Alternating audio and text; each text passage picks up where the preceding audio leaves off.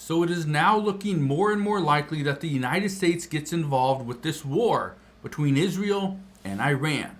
Just today, says President Trump says it's possible the U.S. gets involved with the Israel-Iran conflict. However, over the past several days, we've been hearing more and more reports that President Trump and Israel have somewhat been working together. Iran is actually calling out the United States at this time. Look at this right here. It says Iran sought U.S. pressure on Israel for ceasefire via Gulf states, according to multiple sources. Now, I want to read a little bit of this article to you, but first, you need to understand where President Trump is at. Look at this right here. It says Trump says he hopes for the Israel-Iran ceasefire, but they may need to fight it out. President Trump is now saying that Israel and Iran may just need to fight it out. But why? Well, here's what's going on. Israel says we can end this immediately. We can end this very quickly. However, President Trump is kind of forcing them to hold off. Why? Well, it has to do with this right here. President Trump told Israel not to kill Iran's supreme leader. This is the reason why. Because according to Israel, they say that we could end this war immediately. But President Trump is telling Benjamin Netanyahu that he cannot kill the supreme leader. If they were to do that, according to reports, that this would not create any additional tensions. This would actually cause the war to be over. Again, we don't know, but that's what we're hearing. Now, I want to read you something else. Look at this. It says, Trump says Iran wants to talk after waves of Israeli strikes. Why? Why does Iran want to talk, and why do they want a ceasefire now? Well, the reports just this week, earlier this week, or really, I think it was probably Friday or Saturday when everything started, what we were hearing was that there were discussions, there were some leaks that Iran could potentially be about 2 weeks away from having a nuclear warhead. As a result, Israel decided we need to strike. We need to hit these military sites, these nuclear facilities, and ensure that Iran does not bring a nuclear warhead to the rest of the world. Okay, so that brings us to today, where Iran wants the United States to jump in, to mediate between Iran and Israel to ensure that there is a proper ceasefire, because Iran is feeling the impacts. Hundreds of people have actually lost their lives as a result of this little confrontation.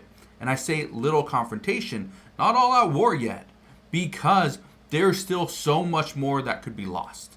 So according to reports, it's a small confrontation, a small conflict at this time. But the reason why, according to reports, Israel is not even looking at a ceasefire is because they want to take out Iran's supreme leader and ensure that Iran does not bring a nuclear warhead to the rest of the world. So when we sit back and look at this, do we think the tensions are over? Do we think the strikes are going to just stop? As of right now, the answer is no. And the answer is no because Israel is still concerned, as is the rest of the world, the United States included, that Iran could potentially have a nuclear warhead. That's the concern. Iran's been doing much more with nuclear weaponry lately, and that was the problem. Now I want to show you something. Look at this. It says, and this is just from today. It says Benjamin Netanyahu tells ABC he's not ruling out taking out Iran's supreme leader, Ali Khamenei or something like that. Anyway, the reason why he's not ruling this out is because he believes that taking out Iran's supreme leader would actually end this. I want to read this to you. Look at this right here. It says Israeli Prime Minister Benjamin Netanyahu told ABC News on Monday that targeting Iran's supreme leader, Ali Khamenei would end, not escalate, the ongoing fight between Israel and Iran that erupted late last week. When asked by ABC News about the reports from ABC and other outlets that President Donald Trump rejected an Israeli plan to assassinate Iran's supreme leader, concerned that it would escalate the conflict, Netanyahu said, "It's not going to escalate the conflict, it's going to end the conflict." Says, "We've had half a century of conflict spread by this regime that terrorizes everyone in the Middle East, has bombed the Aramco oil fields in Saudi Arabia, is spreading terrorism and subversion and sabotage everywhere.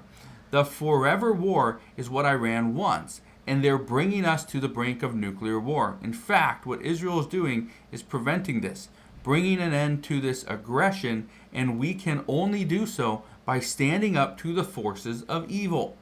Okay. Then when they asked Netanyahu, they asked if Israel would indeed target the supreme leader, Netanyahu said, "They're doing what we need to do." That's it. So, what does this mean? Well, there are still discussions that there could be a ceasefire. We could see it. It could be temporary, but here's the big thing. A ceasefire is only going to provide Iran with a little more motivation to quickly get their nuclear weaponry working. Get it to the rest of the world, right? And so the reason why this is big for Israel, Israel doesn't want a ceasefire. Israel wants to end the conflict like we just saw. But how do we end the conflict? How quickly does it happen? That's the question that nobody really has an answer to. Because again, nobody knows exactly what Iran is capable of yet. Iran hasn't really shown their cards. Iran hasn't used a lot of the weapons that some are saying that they have available at their disposal. So we're going to see what happens. Now, I do want to read you this one thing, okay? Talking about the ceasefire. Look at this right here. It says Tehran has asked Qatar, Saudi Arabia, and Oman to press U.S. President Donald Trump to use his influence on Israel to agree to an immediate ceasefire with Iran in return for Iranian flexibility on nuclear negotiations. 2 Iranian and 3 regional sources told Reuters. Gulf leaders and their top diplomats worked the phones all weekend, speaking to each other, to Tehran, Washington, and beyond in an effort to prevent a widening of the biggest ever confrontation between long-standing enemies, Israel and Iran. Now, why would they ask Qatar, Saudi Arabia, and Oman to press President Donald Trump? It's simple. They do have some influence. Saudi Arabia is the second largest oil producer in the world. If Saudi Arabia and Qatar are saying, you know what, you need to back us. You need to ensure that the Middle East doesn't come under an all-out war between these two countries. Well, President Trump may do that because if we see Saudi Arabia decide, you know what, we are not going to send oil to the rest of the world. We just can't do it, right? That means the United States, we produce 21%. Saudi Arabia produces, I think, like 11, 12% of the world's oil production. Okay, Russia has another 11%. Okay, Iran only has about 4%. So again, these are major players when it comes to oil. We use oil in everything. So there could be some reasoning here. There could be some reason why President Trump would actually, move forward with the potential ceasefire or the discussions of one. But again, according to reports, it would only be temporary because again, Israel wants to see the elimination of Iran's supreme leader, and they want to ensure that the rest of the world is not being terrorized by the threat of potential nuclear weaponry. So, as we get more information on this, I promise I'll bring you all the latest news and updates as soon as we get them. As of today, that is what we know. So again, thank you guys for watching. Consider subscribing, and I'll see you guys on the next one.